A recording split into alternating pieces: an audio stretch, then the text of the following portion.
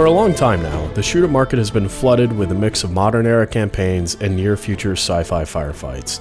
This has led to the stagnation of the genre as a whole, and with Titanfall being of the latter, it attempts to make an effort of change through its parkour platforming and heavy mech battles. With the mass amounts of attention it has been receiving, one would certainly believe that it has accomplished its mission of excellence.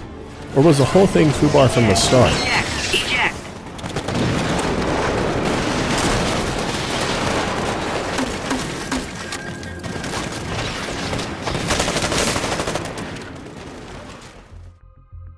Upon beginning your foray into the world of Titanfall, you'll be introduced to the combat and movement of the game through a brief tutorial that runs through simulations to familiarize yourself with the advanced platforming mechanics and Titan mech layouts.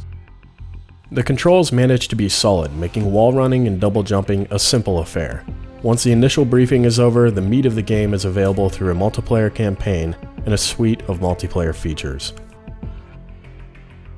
The campaign is immediately forgettable, as you'll be sent to 9 different maps playing as either the IMC or Frontier Militia, in one of 2 game types: Hardpoint Domination, a 3-point holding game similar to a handful of many others such as Conquest in the Battlefield series, and Attrition, a variation on Team Deathmatch.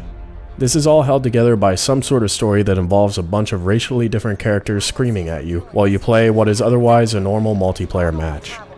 This effect is also enhanced by the brief flying into battles while someone screams at you, and post-conflict scenes commenting on your inconsequential abilities in defending or attacking fuel supplies, or something.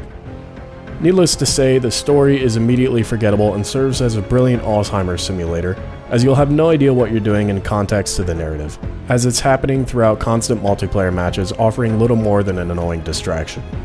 It exists primarily as an obstacle between the player and unlocking 2 out of the 3 available Titans for use in the more expansive and less irritating multiplayer.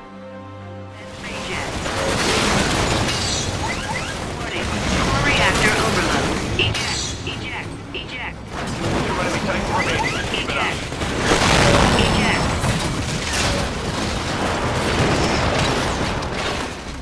Multiplayer is divided into 5 game types across 15 maps. Including the aforementioned campaign, each game type consists of 6v6 combat scenarios with an accompaniment of weaker AI bots that spawn throughout the map.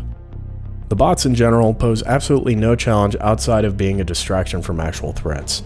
They'll mindlessly navigate the battlefield, stopping to occasionally shoot at players and offer free points to those fortunate enough to stumble into a pack of them. They're more of a nuisance than anything and fail to really deliver anything worthwhile to the experience, outside of the ability of using them as bait for drawing out enemy positions and fire. The Titans themselves can be fun to pilot, as they come equipped with a handful of creative weaponry and defensive capabilities. They have a moderate amount of life that, when depleted, stays depleted, and a recharging shield to protect the ability of keeping your hull intact, similar to the shields in Halo 1. In addition, they also have a dashing ability that allows them to dodge, but their lack of vertical leaping and immense size rightfully limit their ability to utilize many areas of the map and keep combat grounded. With their defensive abilities such as the bullet-catching vortex shield, a concealing smoke that also damages enemies, and a deployable force field, they can be a formidable force when played defensively. However, the game's point reward system is flawed and can punish you for playing with caution, as poaching the last hit on enemy Titans is easy and assists regardless of how much damage was done by you, reward as many points as killing a standalone pilot or several mindless AI soldiers. Often the most effective way to top the ranks every game is to largely ignore Titans, stay in high positions, and pick off enemy pilots and bot fodder, which was counter to my initial instincts. Getting into one of your summoned Titans is entirely optional, and the best route to victory may be using it as a decoy that follows you around, while you support it and destroy anything that attacks it from afar. Receiving your Titanfall command isn't much of a reward either, and you'll be able to summon one every minute or two, making them fairly expendable. The platforming and wall running mechanics also cheapen an otherwise good standard of map design. Most of the terrain and structures can be bypassed entirely, and being able to forge a straight line from point to point on most maps is possible, trivializing any design or pathing.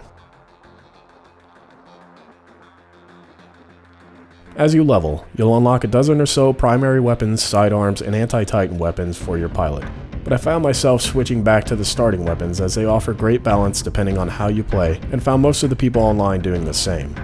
Your Titan, whether it be the nimble and fragile Strider, the balanced Atlas, or the slow and formidable Ogre, will unlock upgrades available as well, but neither will offer a strong motivation to use their varied arsenal, as the starting weapons are for much less selective encounters and serve as a jack of all trades for matches.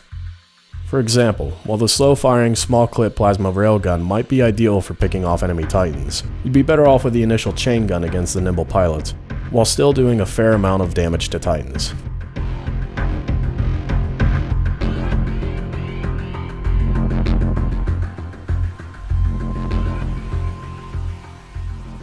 You'll also be periodically rewarded with burn cards, which act as temporary buffs to your character, up to 3 being available each battle. They are activated before you spawn and burn out when you die. The randomness at which you receive them can be irritating, as you might receive a dozen cards boosting a weapon you don't like, before receiving one for a preferred firearm. In addition, the weapon buffing cards can almost serve as a downgrade, as it'll disable any scopes or upgrades to the applied weapon. Still, they can drastically improve your odds of victory and add an extra element of risk and a much needed penalty to dying. The other 3 game types available are Capture the Flag, an FPS standard that is hurt by a lack of reward for helping with the objective and an annoying halftime interruption, Pilot Hunter, the same team deathmatch variant as Attrition, but only pilot kills count towards victory, and what I found to be the strongest game mode, Last Titan Standing. A series of rounds in which you're put on a team of Titans with only 1 life and must work closely with your team to ensure victory.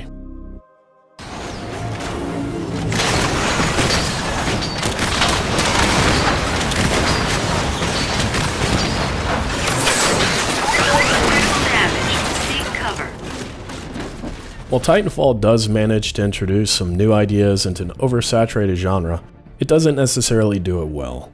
The visuals are instantly outdated, and the game doesn't have enough multiplayer content to warrant the dismissal of a real campaign. Why in a game about giant mechs and super agile soldiers is the campaign forgone when every modern desert shooter sacrifices multiplayer content to keep it in? The scoring system can punish strategy and belittle some of the better features that were implemented into the game, and the pilot's leaping ability can undermine the level design. Titanfall can be fun to play with your buddies, but alone it can seem like an incoherent, unorganized mess, and you'll be constantly in the midst of firefights between pilots, Titans, and bots. Somehow, it makes me wish for the first time that the multiplayer had some pacing.